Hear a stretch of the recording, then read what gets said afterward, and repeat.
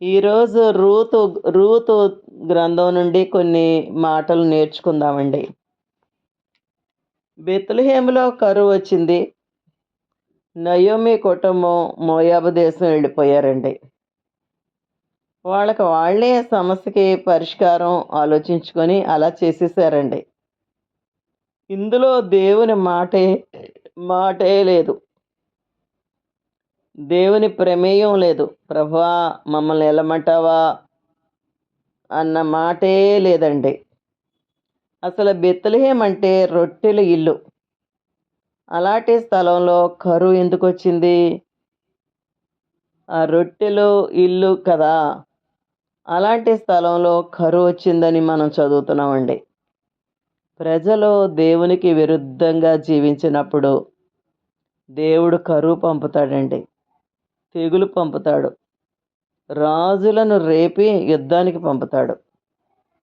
తప్పిపోయిన కుమారుడి ఉపమానంలో చిన్న కొడుకు తన తండ్రి ఆస్తిలో తన భాగం ఇమ్మని తీసుకొని దూరదేశం వెళ్ళి ఇష్టానుసారంగా జీవించినప్పుడు అతనికి కరువు వచ్చిందండి. అలాగే రెండవ దినవృత్తాంతాలు 33 అధ్యాయం 1 నుంచి చదివితే హిజ్కియా కుమారుడైనటువంటి మనష్షే యెహోవా దృష్టికి చెడు నడత నడిచాడు. యెహోవా దృష్టికి బహుగా చెడు నడత నడుచుచు ఆయనకి కోపం పుట్టించాడండి. అప్పుడు దేవుడు అష్షూరు రాజు సైన్యాధిపతులను మనష్షే మీదకి పంపాడు. వారు అతన్ని గొలుసులతో బంధించి బబులోను దేశం తీసుకెళ్ళిపోయారండి. ఈ మనష్షే తండ్రి హిజ్కియా మీదకి ఒకసారి అష్షూరు రాజు అయిన సన్హరీబు వస్తాడండి. వచ్చినప్పుడు హిజ్కియా దేవుణ్ణి ఆశ్రయిస్తాడు, ప్రార్థన చేస్తాడు. ప్రభువా ఆ సన్హరీబు చేతిలోంచి నన్ను కాపాడు అని ప్రార్థన చేస్తే దేవుడు తన దూతను పంపించి అష్షూరు సైన్యాల్ని నాశనం చేస్తాడు. చూడండి, హిజ్కియా మీదకి వచ్చినటువంటి శత్రువుల్ని దేవుడు నిర్మూలన చేశాడండి. అతని కొడుకు ఈ మనష్షే మీదకి ఆయనే శత్రురాజుల్ని పంపించినట్టు వాక్యంలో ఉంటుందండి. అర్థమైంది కదా? మనం ఆయన దృష్టికి ఇష్టలంగా జీవించినప్పుడు మన మీదకి వచ్చే శత్రువుల్ని దేవుడు అడ్డగిస్తాడు. మనం సరిగ్గా లేకపోతే శత్రురాజుల్ని మన మీదకి పంపిస్తాడు. సంఖ్యాకాండం 25 అధ్యాయం 1 నుంచి చదివితే ఉంటుంది, ఇశ్రాయేలీయులు మోయాబు స్త్రీలతో వ్యభిచారం చేస్తారండి. ఆ స్త్రీలు తమ దేవతల బలులకు ఇశ్రాయేలీయులను పిలుస్తారు. వీరు భోజనం చేసి వారి దేవతలకు నమస్కరిస్తారండి. ఇశ్రాయేలీయులు దేవుడు వారి మీదకి తెగులు పంపినట్టుగా వాక్యంలో ఉంటుందండి. దేవుడు కరువు పంపుతాడు. దేవుడికి మనం అవిధేయతగా ప్రవర్తించినప్పుడు తెగులు పంపుతాడు. తర్వాత కరువు పంపుతాడు. రాజుల మీదకి శత్రు రాజుల్ని పంపిస్తాడని వాక్యంలో మనం చూస్తున్నాం. బైబిల్లో ద్వితీయోపదేశ ఖండం 23 అధ్యాయం 3వ వచనంలో ఉంటుందండి, మోయాబీయులంట 10వ తరం వరకు దేవుని సమాజంలో చేరకూడదు అని ఉంటుందండి. 10వ తరం వరకు మోయాబీయులు దేవుని ప్రజల్లో చేరకూడదట. అయితే ఆ వాక్యానికి విరుద్ధంగా నయోమి ప్రవర్తించడం మనం ఇక్కడ చూస్తామండి. అందువల్ల కరువు రావడం జరిగింది. అంచేత కరువు వచ్చినా, మన మీదకి ఎవరైనా గొడవకు వచ్చినా, తెగులు వచ్చినా ఆ పరిస్థితి దేవుని అనుమతితోనే వచ్చిందని, దేవుడు ఆ పరిస్థితిని ఎందుకు అనుమతించారో దేవుని దగ్గర కనిపెట్టి తెలుసుకొని మనం సరిచేసుకున్నప్పుడు ఆ పరిస్థితుల నుండి విడిపించబడతామండి. అంతేకాని మనం ఆ పరిస్థితిలో నుండి బయటపడడానికి మనకు మనమే ఆలోచన చేసి, మన సొంత ఆలోచన ప్రకారం ఆ ఆలోచనని అమలుపరిచినట్లయితే, ఆ పరిస్థితిలో నుండి తప్పించుకున్న ఇంకొక పరిస్థితిలో చిక్కుకోవడం జరుగుద్దండి. దేవుడు ఒక ఒక పరిస్థితిని మన మీదకి అనుమతించినప్పుడు, మనంతట మనం బయటపడడానికి ప్రయత్నం చేస్తే, ఒకవేళ మన సొంత ఉద్దేశంతో బయటపడింది కదా! నయోమి బయటపడింది. మోయాబు దేశం వెళ్ళిపోయిన తర్వాత తను అనుకోనుంటది. అక్కడ సమృద్ధిగా ఉంది ఆహారం ఎళ్ళిన కొత్తలో. నేను చాలా తెలివైన పని చేశాను. చాలామంది బెత్లెహేములో ఉండిపోయారు. ఆడందరూ కరువుతో ఇబ్బంది పడుతున్నారు. నేనైతే చాలా తెలివైన పని చేశానని నయోమి అనుకోనుంటది.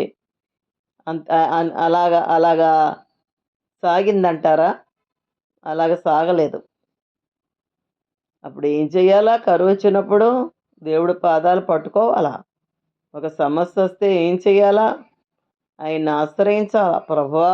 ఎందుకు నా జీవితంలో ఈ సమస్యొచ్చిందో క్షమించయ్యా, క్షమించయ్యా అని దేవుడి దగ్గర మొర్ర పెట్టుకోవాలి గానీ, సొంత ప్రయత్నాలు చేస్తే ఇంకొక మాట, దేవుడు ఎందుకు ఆ పరిస్థితి మన జీవితంలో అనుమతించాడో అని అలాగా యెహోషువ కూర్చొని ప్రార్థన చేశాడు చూసారా? హాయి మీదకెళ్ళినప్పుడు, ఇశ్రాయేలీయులు ఓడిపోయినప్పుడు, సాయంకాలం వరకు కూడా తల మీద బూడిదేసుకొని, అలాగ ప్రార్థన చేస్తా కనిపెట్టాడు దేవుడి సన్నిధిలో. ఎందుకంటే, నువ్వు అడుగుపెట్టు స్థలాన్ని నీకిస్తానని ఆయన వాగ్దానం చేశాడు. వాగ్దానం చేసిన దేవుడు నమ్మదగిన దేవుడు. అయితే ఆయన చేసిన వాగ్దానం ఒకటైతే, ఇక్కడ ఆ వాగ్దానం నెరవేరినట్టుగా హాయి విషయంలో లేదు. మరి ఆ కారణం దేవుడిని అడిగి తెలుసుకోవాలి గదా! మన దేవుడండి జీవం గల దేవుడండి. ఆయన, ఆయన విగ్రహం కాదు. మాట్లాడే దేవుడాయన. కాపోతే మనం అంత కనిపెట్టం. హడావుడిగా భక్తి చేస్తే దేవుని చిత్తాన్ని మనం తెలుసుకోవడం జరగదండి. అంచేత ఆయన దగ్గర కూర్చొని ప్రభువా! ఎందుకు ఈ పరిస్థితి అని అడిగితే ఆయన తెలియపరుస్తారు. ఆయన తెలియపరిచినప్పుడు మనం సరిచేసుకుంటే దేవుడు అద్భుతంగా ఆ పరిస్థితి నుంచి మనల్ని విడిపిస్తాడండి. మనం ఏమైనా చేయాలని అనుకున్నప్పుడండి, ప్రయాణం కావచ్చు. ఇప్పుడు చూడండి ఆ ఊరు రమ్మని సాయిలక్ష్మి గారు అడిగారు. దేవుడి దగ్గర పెడతా ఉండాల. ప్రభా! ఏంటి తండ్రి ఆ ముక్కోలు రమ్మన్నారు ఆ బిడ్డ నాయనా అని ఆయన సహాయాన్ని అడుగుతా ఉండాలండి. అదనే కాదు ఏదైనా మనం ఒక ప్రయాణం తలపెట్టుకున్నా, ఏదైనా కొనుక్కోవాలనుకుంటున్నా, ఏదైనా అమ్మేయాలనుకుంటున్నా, దేవుని సలహా తీసుకోవడం మనకి చాలా మంచిదండి. మనం ఆయన్ని అడగకుండా చేసేసామనుకోండి ఏదైనా సరే, అప్పుడు ఆయన జోక్యం చేసుకోడండి. అబ్రహాం అన్నాడు, శారా ఒక మాట చెప్పింది. నువ్వు హాగర్‌ని చేసుకోమని. ఆ విషయం దేవుడిని అడిగాడా? అక్కడ మాత్రం అబ్రహాము దేవుడిని అడగలేదండి. శారా మాట నిజమే అనిపించేసింది అబ్రహాముకి. నాకు ఋతుధర్మం కోల్పోయాను కదా! ఒకవేళ దేవుడు నీకు కుమారునిస్తాననంటే నా ద్వారా కాపోవచ్చు. అప్పుడు ఎక్కువ మందిని పెళ్లి చేసుకోవడం అనేది ఉంటుండేది కదా! ఉంది కదా! అందరూ చేసుకోలేదు అలాగా. కొంతమంది చేసుకున్నారు. అంచేత వెంటనే ఆ మాటకి ఒబే అయిపోయాడు. నాకనిపిస్తది అప్పుడు దేవుడు అబ్రహాం తోటి నువ్వు అలాగ చేసుకోవద్దు అని చెప్పాడండి? చెప్పలేదు. చెప్పలేదు. అయితే ఆ కుమారునిస్తానని చెప్పాడు. అయితే ఈ సలహా ఇచ్చినప్పుడు ఒక్క మాట దేవుడిని అడుగుంటే అబ్రహాము దేవుడు తప్పకుండా చెప్పుండేవాడు వద్దని. అలాగా జరిగుండుంటే ఇష్మాయేల్ వచ్చేవాడు కాదు. ఈ పోరాటాలు ఉండేవి కాదండి. అంచేత చిన్న అవిధైతే మనం చిన్నదే అనుకుంటామండి. ఒక చిన్న అవిధేయత మన జీవితాల్లో ఒక పెద్ద నష్టాన్ని తీసుకొచ్చి పెడద్దండి మనకి. మనం చిన్నదే కదా అనుకుంటాం. అస్సలు అలాగ అనుకోకూడదు. అలాగని చిన్న చిన్న తప్పిదాల్లో పడిపోతుంటాం. మనుషులం కదండీ! కానీ నేననేదేటంటే, ఆ తప్పిదాలు మన జీవితంలో జరిగినప్పుడు, మళ్ళీ ఆ మిస్టేక్ మ మన మ మనం చేయకుండా ఉండేటట్లుగా దావీదులాగా ప్రార్థన చేసుకోవాలండి. సౌలు తప్పు చేసేవాడు. నేను పాపం చేశాను అంటుండేవాడు. కానీ మళ్ళీ, మళ్ళీ అదే తప్పు చేస్తూ వచ్చాడండి సౌలు తన జీవితంలో. దావీదుని చంపడానికి మళ్ళీ ఎక్కడో ఉన్నాడు దావీదని విని వి అతని చెవిలో పడిది. మళ్ళీ బయలుదేరేవాడు దావీదుని చంపడానికి. దావీదు కూడా తప్పు చేశాడు. మనసారా దేవుణ్ణి క్షమాపణ అడిగాడు. అతను దావీదు గురించి వాక్యం చెప్పుద్ది. దావీదు ఉరియా భార్య విషయంలో చేసిన తప్పు తప్ప మళ్ళీ ఇంకెన్నడూ కూడా తప్పు చేయలేదు అని ఉంటది. కారణం లోతుగా పశ్చాత్తాపడ్డాడు. దేవుని దగ్గర క్షమాపణ అడిగాడు. అనుదినం దేవునితో ఒక సంబంధాన్ని ఏర్పరచుకొని దేవుణ్ణి స్తుతించుకుంటూ దేవుణ్ణి ప్రార్థించుకుంటూ బ్రతికాడు. అందువల్ల మళ్ళీ దావీదు ఆ తప్పు చేయడం జరగలేదండి. దేవునికి స్తోత్రం కలుగునుగాక. అంచేత మన జీవితాలలో ఏదైనా సరే అంతా యేసయ్యతో మనం అంత దగ్గర సంబంధం పెట్టేసుకోవాలన్నమాట అండి. ప్రతీది చిన్నదాని విషయంలో కూడా దేవుని సహాయాన్ని అడుగుతుండాలా. ప్రతి చిన్న విషయంలో కూడా దేవుడికి మనం కృతజ్ఞతలు చెబుతుండాల. నేను ఈ గదిలో కూర్చొని వాక్యం చదువుకుంటుండగా మా మనవరాళ్ళు వచ్చినట్టు కనబడుతుంటారండి. అప్పుడు దేవుడిని స్తుతిస్తాను నేను. ప్రభువా బిడ్డలో క్షేమంగా చేరిపోయారు గనక నీకు స్తోత్రం అంటాను. మళ్ళీ రాత్రి ఏ ప్రార్థన చేసుకుంటూనో, వాక్యాన్ని వింటూనో ఉంటాను. అప్పుడు మా బాబు వచ్చినట్టు తెలుస్తదండి బ్యాంక్ నుంచి. అప్పుడు కూడా ప్రభువా క్షేమంగా ఇల్లు చేరినందుకు నీకు స్తోత్రం అని దేవుడిని స్తుతిస్తుంటాను. ప్రతి విషయంలో కూడా దేవుడికి మనం కృతజ్ఞతలు చెప్పవలసిన వారంగా ఉన్నాము. ప్రతి విషయంలో కూడా ఆయన్ని సలహా అడగవలసిన వారంగా ఉన్నామండి. ఎంతోమంది వాళ్ళకి అనిపించినట్టు చేసేస్తుంటారండి. వాళ్ళకి అనిపించినట్టు చేస్తుంటారు. నేను అనుకుంటాను దేవుణ్ణి అడుగుదాం. హైదరాబాదు పర్మనెంట్‌గా మరి వెళ్ళిపోవలసిన పరిస్థితి ఏర్పడినప్పుడు నేను దేవుణ్ణి అడగడం వల్ల ఇక్కడ ఉండడం జరిగింది. ఇక్కడ ఉండడం వల్ల దైవ సేవ జరిగింది. మాకు కూడా చాలా మేలు జరిగిందండి అనుకుంటాను. నేను హైదరాబాదు పర్మనెంట్‌గా దేవుణ్ణి అడిగితే దేవుడు చెప్పాడు నాకు, నువ్వు నీ స్వస్థలంలోనే కాపురం ఉంటావని సమూయేలు గ్రంథంలోంచి మాట్లాడారండి ఆయన. అప్పుడే నేను ఇక్కడ ఉండడానికి ఇష్టపడ్డాను. దేవుడు నా కొడుకు కుటుంబాన్ని కాకినాడ తీసుకొచ్చేసాడు. ఇప్పుడు నాకు వాళ్ళు సహకారంగా ఉన్నారు. చూసారా, హైదరాబాదులో నాకు ఇలా ఉండంటారా, ప్రేయర్ సెల్ నడిపిస్తుంది మా కోడలు. ఆ తర్వాత నేను ఎవరైనా కొత్త వాళ్ళు జాయిన్ అవుతానంటే అవన్నీ చూసుకుంటుందండి. వాళ్ళందరినీ జాయిన్ చేస్తుంది కొత్త వాళ్ళని. నేను ఎవరికైనా ఏదన్నా డబ్బులు అది పంపించాలన్నా నాకేమీ రాదు, ఈ ఫోన్‌పేలు అయ్యిని. తను సహాయపడుతుంది. నా పెద్ద మనవరాలు సహకరిస్తుంది. ఇది ఎంత బాగుందో చూసారా. దేవునికి స్తోత్రం కలుగునుగాక. నేను కంగారు పడిపోయి హైదరాబాద్ వెళ్ళకపోవడం చాలా మంచిదయిందని అనుకుంటుంటానండి. ఇంకా నేను అన్నీ ఇందులో టైం సరిపోదు కానీ అన్ని మేళ్ళు చూశానండి నేను కాకినాడలో ఉండడం వల్ల. అంచేత మనం దేవుని సలహా తీసుకోవడం ప్రతి విషయంలో మనకి చాలా మంచిదండి. మనం దేవుణ్ణి అడగాలనుకున్నప్పుడు ఆయన చెప్పిందే చేయడం మనకి క్షేమం. మొదట ఆ గ్రహింపు ఉండాలి మనకి. మన సొంత ఆలోచన, మన ఇష్టం ఉండకూడదండి. బిలాము మోయాబు అధికారులతో వెళ్ళమంటావా అని దేవుడిని అడుగుతాడండి. కానీ లోపల వెళ్ళాలని చాలా ఉంటుంది. ఎందుకు? ఆ మోయాబు రాజు మంచిగా బహుమానం ఇస్తానని అన్నాడు. అందుకని బిలాముకి ఆ బహుమానం మీద ఆశ పుట్టేసిందండి. పైకి అంటున్నాడు ఏమనంటే, నేను మోయాబు అధికారులతో వెళ్ళమంటావా అని వెళ్తానని ఆళ్ళతో చెప్పాడు. దేవుడితో కూడా అంటున్నాడండి వెళ్ళమంటావా అని. దేవుడికి వెళ్ళమంటావా అని అడుగుతున్నాడు కానీ బిలాముకి లోపల వెళ్ళాలని ఉందని దేవుడికి తెలుసు కదండి, తెలీదా? ఈనాడు చాలామంది దేవుని చిత్తం దేవుని చిత్తం పెళ్ళిళ్ళ విషయంలో అంటారు కానండి, పైకి పైకి అంటారు కానీ లోపల మాత్రం వాళ్ళ ఇష్టం చాలా ఉంటుందండి.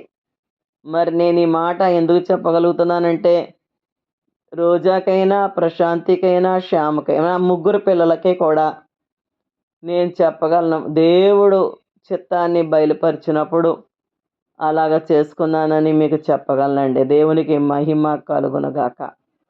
అంచేత మనం దేవుడిని అడిగేటప్పుడు నిజంగా దేవుడి చిత్తం చేసుకునే మనసు మనకు ఉండాలా. దేవుడు చెప్పింది వినే మనసు మనకు ఉండాలా. బిలాముకి అలాగ లేదండి. ఆదికాండం 13 అధ్యాయంలో ఉంటాయి ఈ మాటలు. ఆదికాండం 13 అధ్యాయంలో లోతు గురించి ఉంటాయండి.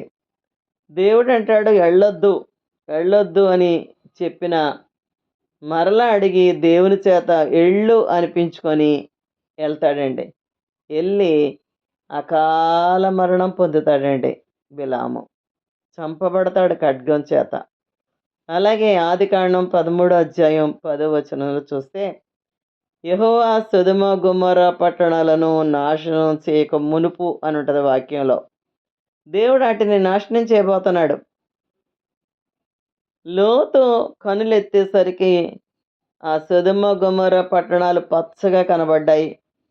అంతే, అక్కడికి వెళ్ళిపోవాలని అనేసుకున్నాడండి. కానీ భవిష్యత్తులో దేవుడు అగ్ని గంధకాలను కురిపించి అక్కడ ప్రజలను నాశనం చేయబోతున్నాడు. లోతు ఆ పట్టణాలు లోతు లోతుకి ఆ పట్టణాలు బాగా కనిపించినప్పుడు వెంటనే అక్కడికి వెళ్ళిపోయాడండి.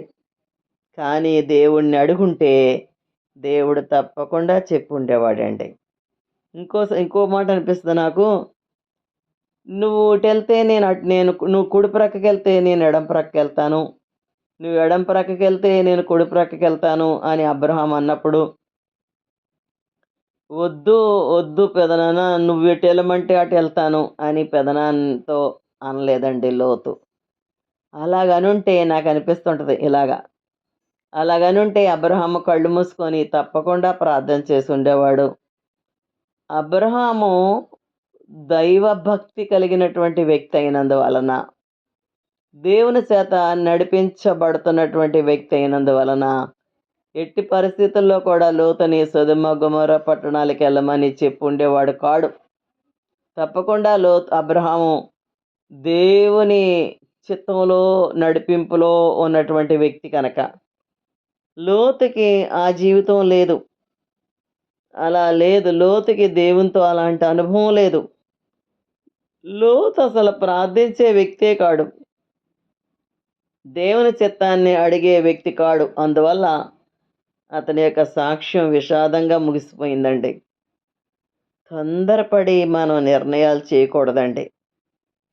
దేవుణ్ణి ప్రార్థన చేస్తానే ఉండాల. ఒక విషయం, మనం మన బిడ్డల జీవితాల్లో ఆయన చిత్తం జరగాలని మనకున్నప్పుడు, మన బిడ్డలు దేవుని యందు భయభక్తులు కలిగి జీవించాలని మనకున్నప్పుడు, మొదటగా తల్లిదండ్రులుగా మనం మంచి మాదిరి కలిగి జీవించాలండి. మనం బిడ్డలకి మంచి మాదిరి చూపించాల. మన జీవితాలు దేవునికి ఇష్టంగా ఉన్నప్పుడు మనం మన బిడ్డల కొరకు చేసే ప్రార్థనలకి తప్పకుండా మనం జవాబు చూస్తాం. బిడ్డల కోసమనే కాదండి, ఎవరి మనం మారకుండా, మనం పూర్తిగా మారకుండా అవతలోళ్ళని మార్చమని మనం ప్రార్థన చేస్తే అది దేవుడికి అది సబవైన ప్రార్థన కాదు. నిజంగా ఇలాగ మార్పు కలిగి మనం ప్రార్థన చేసినప్పుడు మరి ఎంతమందినో దేవుడు మన ప్రార్థన ద్వారా మారుస్తాడండి. జార్జి మల్లర్ ప్రార్థన చేశాడంట.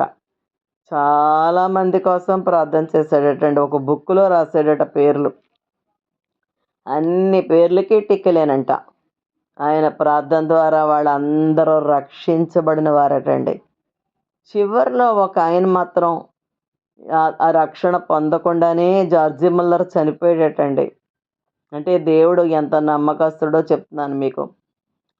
ఆ సమాధి కార్యక్రమానికి వచ్చినప్పుడు అయన్నీ చూస్తుంటుండగా అతనిలో పశ్చాత్తాపం కలిగిందంట. అయ్యో! ఈ దైవజనుడు బ్రతికున్న రోజుల్లో నా కోసం చాలా ప్రార్థన చేసేవాడు కదా అని అక్కడికక్కడే యేసు ప్రభువుకి తన జీవితాన్ని సమర్పించుకున్నాడు. అంటే జార్జి ముల్లర్ ప్రార్థనలన్నిటికీ కూడా టిక్కులు పెట్టేయొచ్చన్నమాట. దేవునికి మహిమ కలుగునుగాక. మరి జార్జి ముల్లర్ ప్రార్థన విని అన్ని కార్యాలు చేసిన దేవుడు మరి మన జీవితంలో ఎందుకు చేయడు కార్యాలు? ఎందుకు కార్యాలు చేస్తాడు? మనం ప్రార్థన చేయమని, మనం మార్చమని ఎవరి కొరకైతే ప్రార్థన చేస్తామో దేవుడు వాళ్ళని మార్చడం కూడా జరుగుద్దండి. మోయాబు దేశంలో కరువు లేకుండా సుఖంగా ఉందామనుకొని వెళ్ళినటువంటి ఈ కుటుంబంలో కుటుంబ యజమాని చనిపోవడం జరిగిందండి. అంచేత మనం ఆయన మాట ప్రకారం చేయాల. అప్పుడు మనం కొన్ని కష్ట పరిస్థితుల గుండా వెళ్తున్నా ప్రశాంతంగా జీవించగలుగుతాం. ఎప్పుడు ఆయన చిత్తంలో. కొన్నిసార్లు ఆయన చిత్తాన్నే చేసిన కొన్ని సమస్యలు ఎదురవుతాయండి. యేసుప్రభు వారు చెప్పినప్పుడే వాళ్ళు ఓడలో ప్రయాణం చేస్తారు. ఆయన మాట మీదే. అయినా తుఫాన్ ఎదురైంది. అయితే ఆ తుఫాన్లో వాళ్ళు నాశనం అయిపోలేదండి. యేసుప్రభు వారు నడుచుకుంటూ వచ్చారు. వాళ్ళ నావలో కూర్చున్నారు. తుఫాను ఆగిపోయింది. వాళ్ళు ఒడ్డు చేరారు. దేవునికి స్తోత్రం. అంచేత మనం జీవితాల్లో అది కొన్నిసార్లు దేవుడి చిత్తం మనకి అంత నచ్చుబాటుగా అనిపించదండి. మనకి పైకి కనబడుతుంటాయి చూసారా? దేవుడైతే ఇలాగంటున్నాడు కానీ ఇది బాగుంది కదా, ఇలా చేస్తే బాగుంది కదా, మోయాబు వెళ్ళిపోతే అక్కడ ఆహారం సమృద్ధిగా ఉంది కదా, ఇక్కడైతే చాలా ఇబ్బందిగా ఉంది కదా అనుకొని వెళ్ళిపోయింది. అలాగుంటుందండి. దేవుడు సొంత చిత్తం అంచేత దేవుడు అంటాడు, నీ స్వబుద్ధిని ఆధారం చేసుకోవద్దు. ఆయన చిత్తాన్ని తెలుసుకోకుండా మనం ఏ పనైనా చేస్తే సమస్యల్లో ఇరుక్కుంటామండి. ఆయన మన సొంత బుద్ధిని ఆధారం చేసుకోవద్దు అంటున్నాడు వాక్యంలో. అంచేత వెళ్ళిపోయింది అక్కడికి. కొంతకాలం బాగుంది అనుకుందేమో, చాలా తెలివైన పని చేశాను అనుకుందేమో, కానీ తన కుటుంబంలో యజమానిని పోగొట్టుకుందండి. నయోమి పెనివిటి చనిపోయిన తర్వాత ఆమెయు ఆమె ఇద్దరు కొడుకులు నిలిచి ఉండరి అని ఉంటుందండి వాక్యంలో. అంటే నయోమి మీద ఒక దెబ్బ పడిందన్నమాట. ఆమె గ్రహించలేదు. తన పెనివిటి చనిపోగానే ఆమె అయ్యో నేను రాకూడని స్థలానికి వచ్చానేమో, అందుకే నాకు ఇలా జరిగిందేమో అని అనుకొని తన ఇద్దరు కుమారులను తీసుకొని మళ్ళీ బెత్లెహేము వచ్చేసుంటే ఆ కొడుకుల్ని పోగొట్టుకునేది కాదు కదండి. ఎందుకు అంటున్నానంటే ఇది ఇప్పటికీ కూడా దేవుని బిడలో ఒక నష్టం జరగగానే, ఒక కష్టం కలగగానే ఇలా ప్రభువా మాకు ఈ కష్టం తీసేయి, ప్రభువా మా కోసం మీరు ప్రార్థన చేయండి, ప్రభువా మాకు ఈ నష్టాన్ని తొలగించు, మా కోసం ప్రార్థన చెయ్యండి పాస్టర్ గారు అంటారే తప్ప ఎందుకు అంటావు ప్రభువా, మాకేమి నేర్పాలని ఈ ప్రభా ఎక్కడ మేము నీకు అవిధేయతగా ప్రవర్తించాం ప్రభా అని పరిశీలన చేసుకునేవాళ్ళండి చాలా తక్కువ మంది ఉంటారు. చాలా చాలా తక్కువ మంది. యోనా యోనా వెళ్తున్నాడు ఆ ఓడలో. వెళ్తున్నప్పుడు తుఫాన్ వచ్చింది. ఆ ఓడలో ఉన్నటువంటి మిగిలినటువంటి ప్రయాణికులు ఆ తుఫాన్ వచ్చినప్పుడు వాళ్ళు అంటారు, ఎందుకు ఈ తుఫాన్ వస్తుంది, ఎవరిని బట్టి తుఫాన్ వస్తుంది, చీట్లు వేద్దాం రండి అన్నారండి. యోనా పేరట చీటీ పడిందంట. నిజం కదా? యోనా యోనా వల్లే కదా తుఫాన్ వచ్చింది సముద్రం మీదకి. ఇది ఇది నిజం కదండి. వాళ్ళు యోనాను తీసుకెళ్ళి సముద్రంలో పడేసిన తర్వాత వాక్యంలో ఉంటుంది, వెంటనే నెక్స్ట్ వర్డ్ ఏంటంటే తుఫాన్ అయిపోయిందటండి. తుఫాన్ అయిపోయిందంట. అందువల్ల మనం కూడా మన జీవితాలలో కొన్ని విపత్కరమైనటువంటి పరిస్థితులను ఎదుర్కొంటున్నప్పుడు, ప్రభా ఎందుకయ్యా తండ్రి, ఎందుకు నా జీవితంలో ప్రభా సహాయం చేయవా, ఒకవేళ నేను ఎక్కడైనా సరి చేసుకోవలసింది ఉందంటావా ప్రభా, నేను ఏదైనా మానుకోవలసింది మానుకోలేకపోతున్నానా, లేక నీ కోసం చేయవలసింది చేయలేకపోతున్నానా ప్రభా అని దేవుణ్ణి తప్పకుండా అడగాలండి. మనలో బలహీనతలు ఉంటాయండి, అవి స్వాభావికంగా ఉంటాయి మనలో. అవి పోవు, అంత అంత సులువుగా పోవు. ఒక ఒక దైవజనుడు చెప్తుంటే విన్నాను, దేవుడికి దెయ్యాలు వెళ్ళగొట్టడం సులువే కానీ నీ స్వభావాన్ని మార్చడం మాత్రం దేవుడికి కష్టం అని చెప్తుంటే విన్నాను. ఎందుకంటే దెయ్యాలు పొమ్మంటే పోతాయి, మన స్వభావం మారాలంటే అది అది మనలో ఉంది. ఇది మనం మార్చుకోవడానికి ఇష్టపడాలా, ప్రయత్నం చేయాలా, ప్రార్థనాపూర్వకంగా ప్రయత్నం చేయాల, స్వభావం మారాల లోపల. ఇది స్వభావం అనేది అంతరంగ స్వభావం అన్నమాట. ఎన్నుంటాయో ఈ లోపల, ఎన్నుంటాయోనండి ఈ లోపల. అనవసరం మాలిన గొప్పలు ఉంటాయి, గర్వం ఉంటుంది, ఈర్ష్య ఉంటుంది. ఇలాగ రకరకాలైనటువంటి రీతిగా మన స్వభావాలు ఉంటాయి. తప్పకుండా దేవుడి సన్నిధిలో కూర్చుంటే ఎవ్వరూ పరిశుద్ధులం కాదండి. దేవుడు మాటలు చెప్తున్నటువంటి నేను కూడా మీకు ఇలాగే తప్పకుండా నన్ను నేను పరీక్ష చేసుకుంటానే ఉండాలి. అలా ఉంటాను కూడా, నేను పరీక్షించుకుంటుంటాను, దేవుణ్ణి అడుగుతుంటుంటాను, ప్రభా నాయన అన్నిటికంటే ముఖ్యంగా నా సాక్ష్యం పోకూడదయ్యా, నా సాక్ష్యాన్ని నేను కాపాడుకోవాలా, నువ్వు నాకు సహాయం చెయ్యని దేవుణ్ణి అడుగుతాను.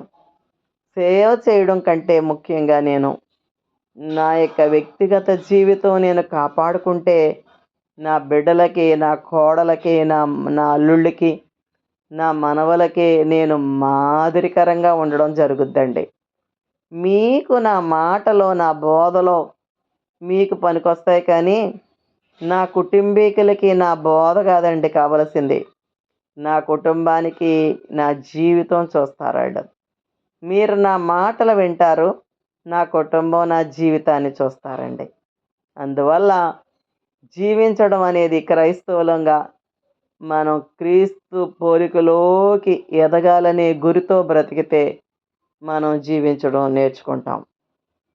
చాలామంది సేవకుల యొక్క కుటుంబాలలో ఆ బిడ్డలకి భక్తి లేకపోవడం, బిడ్డలకి మాదిరి లేకపోవడం, బిడ్డలకి సేవాభారం లేకపోవడం చూస్తుంటాం.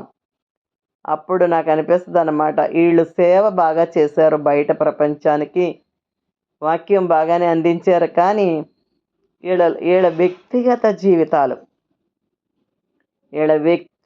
జీవితాలు దేవుడికి పూర్తిగా ఇష్టంగా ఉండుంటే వాళ్ళని చూసేనండి మన బిడ్డలు నేర్చుకుంటారు. వాళ్ళ బిడ్డలు కూడా అలాగా ఉందిరనిపిస్తుందండి. మనల్ని అనుకరిస్తారు మన పిల్లలు, మనం ఏం చేస్తే అదే చేస్తారు, మనం ఎలా మాట్లాడితే వాళ్ళు అలా మాట్లాడతారు. అంచేత ఈవిడి ఒక కష్టం కలగగానే వెంటనే అమ్మో నేను రాకూడని ప్రాంతానికి వచ్చాను చెప్పాను కదా ఇందాక. మోయాబీయులు 10వ తరం వరకు కూడా దేవుని సమాజంలో చేరకూడదు అని ద్వితీయోపదేశకాండం 23:3లో ఉంది. చెప్పాను మీకు. మరి అలాంటిది ఆళ్ళని 10వ తరం అంటే మరి చాలా జనం జనం వెళ్ళాక 10వ తరం వాళ్ళు వరకు చేరకూడదట. కానీ ఈవిడేం చేసిందంటే ఆ ఇద్దరు పిల్లలకి కూడా మోయాబు స్త్రీలతో వివాహం చేసేసిందండి. విగ్రహారాధికులను తన కొడుకులకి వివాహం చేసేసింది.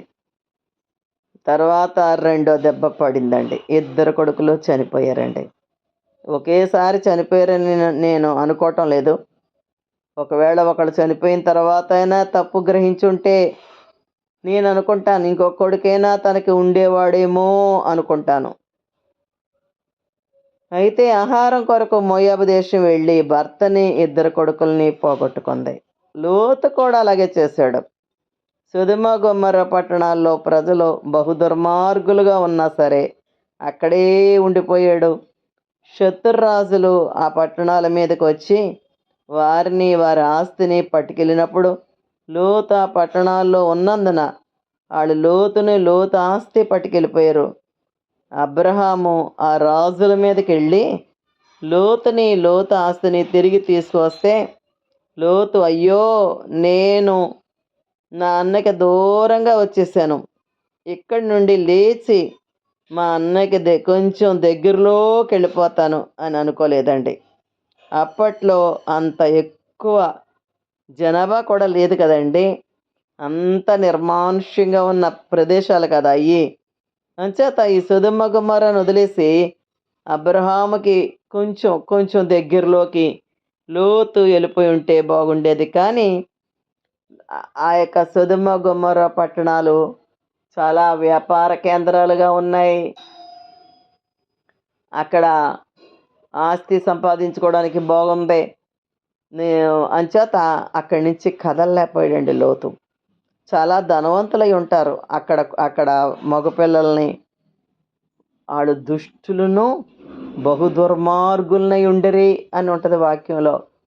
అలాంటి వ్యక్తుల్ని తన కుమార్తెలకు అల్లుళ్ళుగా కుదిర్చేసుకున్నాడండి. అలా అది ఎంత బాధాకరమైన విషయం కదా. అక్కడే ఉండిపోయాడు. దేవుడు సొదొమ గొమొర్రా పట్టణాల మీద అగ్ని కురిపించినప్పుడు అబ్రహామును బట్టి దేవుడు దూతలను పంపి లోతు కుటుంబాన్ని అక్కడి నుండి బయటికి వచ్చేలాగా చేశాడు. కానీ లోతు యొక్క ఆస్తి అంతా కూడా ఖాళీ బూడిదైపోయిందండి. దేన్ని ప్రేమించి వెళ్ళాడో ఆస్తిని, దేవుడి కంటే అబ్రహాముతో ఉండి లోతు దేవుడిని సంపాదించుకోలేదు, దేవుడికి ఇంపార్టెన్స్ ఇవ్వలేదు. అబ్రహాం అండి దేవుడికి ఇంపార్టెన్స్ ఇచ్చే వ్యక్తి అయితే ఎవరు లోతు దేవుడికి ఇంపార్టెన్స్ ఇచ్చే వ్యక్తి అయితే అబ్రహాముతో ఉన్న సహవాసాన్ని పోగొట్టుకోలేరు. ఇప్పుడు మీరు ఇందులో జాయిన్ అవుతున్నారు, ఎంత రెగ్యులర్గా జాయిన్ అయిపోతుంటారండి మీరు ఈ ప్రేయర్సల్లోని. కొంతమంది అదే ఎంతో పని ఉన్నా సరే జాయిన్ అవుతున్నట్టుగా నేను చెప్తుంటే వింటుంటాను. ఎందుకని? వాళ్ళకి దేవుడి మాటలు కావాలా, ఎందుకని వాళ్ళకి ప్రార్థన కావాలా, వాళ్ళకి దేవుని వాక్యం తెలుసుకోవాలా. అలా తెలుసుకుంటే నేను కూడా నేర్చుకుంటాను కదా. ఆయా భక్తుల జీవిత అనుభవాలు చెప్తున్నారు విని నేను కూడా ఆ దైవజనులు వేసిన తప్పటడుగులు నేను వేయకుండా ఉండాలా, వాళ్ళు దేవుడితో వేసిన అడుగులు నేను వెయ్యాలా అన్న సంకల్పం ఉండబట్టే మీరు ఇందులో జాయిన్ అవుతున్నారండి. అందువల్ల అలాంటి మనస్సు లోతుకి లేదు. ఇందులోనే ఉన్నాడు. లోకంలో ఉన్నాడండి. లోతు లోకస్తులతో గడుపుతున్నాడు. అందరితో కూడా మాట్లాడుకుంటూ వ్యాపార లావాదేవీలు చూసుకుంటూ దేవుడితో లేడు. గవిని దగ్గర కూర్చున్నాడు అని ఉంటుంది వాక్యంలో. కొన్ని పల్లెటూళ్ళు వెళ్తే అక్కడ ఒక పెద్ద అరుగులు ఉంటాయి. ఆ అరుగు మీద అందరు కూర్చొని కబుర్లు ఆడుకుంటుంటారండి. అలాంటి పరిస్థితిలో ఉన్నాడు లోతు. అబ్రహాం అయితే ప్రార్థించేటటువంటి వ్యక్తిగా ఉంటాడు. తప్పిపోయిన కుమారుడు అక్కడ నుండి లేచి తండ్రి దగ్గరికి వెళ్ళాడని చదువుతామండి వాక్యంలో. లేచి లేచి తండ్రి దగ్గరికి వెళ్ళిపోయాడు. అంటాడు, పనివానిగానైనా ఉండాలనుకుంటాడు. తండ్రికి దూరంగా వెళ్ళినందున పందులు తినే పొట్టుతో కడుపు నింపుకోవాలని అనుకున్నాడు. అప్పుడు తండ్రి జ్ఞాపకం వచ్చాడు. తండ్రి దగ్గరికి వెళ్ళిపోయాడు. తండ్రి అతన్ని కుమారునిగా స్వీకరించాడు. నువ్వు ఈ దినాన్ని ఎక్కడున్నావు? నీ మార్గాలలో అంటే నువ్వు నిర్ణయించుకునే మార్గాల్లో ఉన్నావా? దేవుని మార్గంలో ఉన్నావా? నాకు ఆ తప్పిపోయిన కొడుకు గురించి చదువుతుంటే మొన్నే చదివానండి. అయ్యో, నువ్వు దేవుడికి దూరం అయిపోయినందువల్ల కదా, తండ్రికి దూరం అయిపోయినందువల్ల కదా నువ్వు పందులు మేపే బతుకొచ్చింది నీకు. తండ్రితో నువ్వు ఉంటే నీకే పరిస్థితి వచ్చినా, నువ్వు తండ్రికి దూరం అయిపోయినందువల్ల కదా పొట్టుతో కడుపు నింపుకోవాలనుకున్నావు, పందులు తినే పొట్టుతోటి. తండ్రితో ఉంటే నీకే పరిస్థితి వచ్చినా అనిపించిందండి.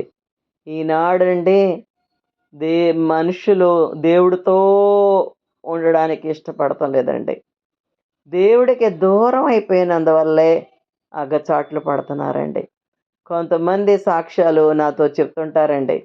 వాళ్ళు ఒకప్పుడు దేవుణ్ణి తెలుసుకోపోయినప్పటికీ దేవుణ్ణి యేసుప్రభు నిజమైన దేవుడని తెలుసుకున్నాం.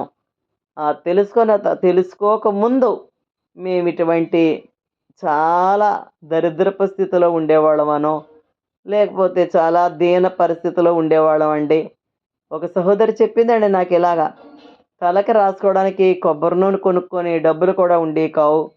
నేను చీర ఉతికి ఆరేసుకుంటే తప్ప చీర మారిస్తే ఒకటే చీర మళ్ళీ నాకు అన్న వాళ్ళు యేసుప్రభుని నమ్ముకున్న తర్వాత వాళ్ళు సొంత గృహాలు నిర్మించుకొని, నాకు తెలుసండి వాళ్ళు మా మా మా మా ఊళ్ళో మా దగ్గరికి వచ్చే ప్రభుని తెలుసుకున్నారు వాళ్ళు. ఈ రోజుని వాళ్ళ పిల్లలు పెద్ద పెద్ద చదువులు చదువుకొని మరి ఉన్నతమైన స్థానంలో ఉండడం నేను చూస్తుంటాను. దేవునికి స్తోత్రం కలుగునుగాక.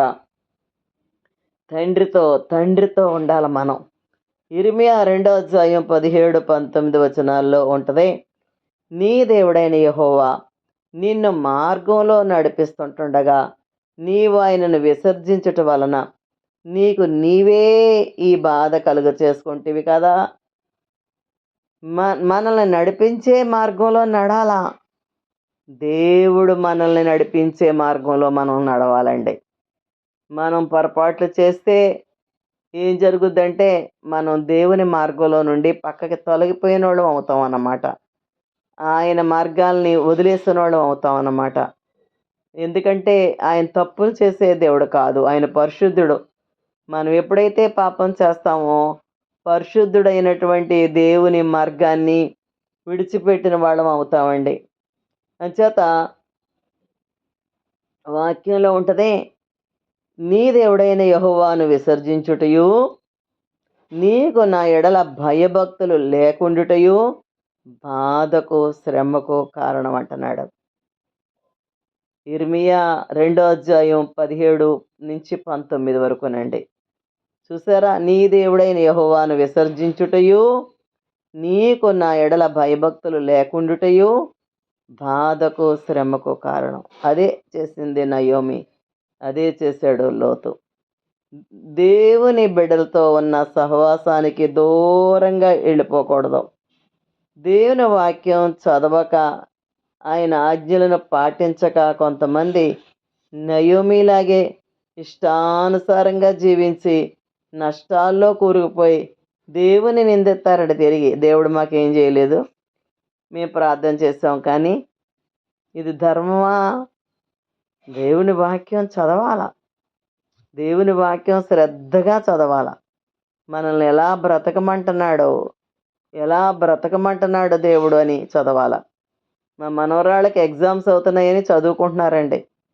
చదువుకుంటుంటే నాకు అనిపించింది, చాలా రాత్రి అయిపోయింది. నేను నిద్రలోంచి లేచానన్నమాట. చూడు వాళ్ళు ఎంత శ్రద్ధగా చదువుకుంటున్నారో. అలాగా దేవుని వాక్యాన్ని చదవలేదని చెప్పాలి నేనైతే. ఎంత శ్రద్ధగా చదువుకుంటున్నారో అనిపించిందండి. దేవుని వాక్యం అంతకంటే గొప్పది కదా మనకి. మన జీవితాన్ని నడిపించేది కదా. నయోమి నష్టపోయినప్పుడు తిరిగి తన ప్రజల దగ్గరకు వెళ్ళాలి అనే మనస్సు రాలేదండి. కానీ యెహోవా ఆహారం ఇవ్వడానికి తన ప్రజలను దర్శించడన్న విషయం విని బెత్లెహేం వెళ్ళాలని అనుకుందండి. అప్పుడు బెత్లెహేం వెళ్ళాలని అనుకుంది. నయోమి తన మాటల్లో యెహోవా అనే మాట ఉచ్చరిస్తూ ఉంటుంది కానీ యెహోవా యెహోవా అనే మాట అంటుంటుందండి. ఎవరిలాగా? సౌలులాగా. సౌలు కూడా యెహోవా జీవం తోడు అలా మాట్లాడతాడు సౌలు. సౌలుకి యెహోవాకి సంబంధం ఉందంటారా? ఏనాడైనా ప్రార్థన చేశాడా సౌలు? ప్రార్థించినట్టు వాక్యంలో ఉందా?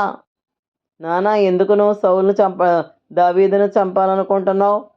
గొలియాతును చంపి మనకు అంత ఉపకారం చేశాడు కదా అంటే, యెహోవా జీవం తోడు నేను దావీదును చంపనంటాడు. అలాగే యెహోవా యెహోవా అనే మాట పదే పదే ఇవిడు ఉపయోగిస్తుందండి. ఆయన నాకు విరోధయ్యాడంటది ఒక చోట.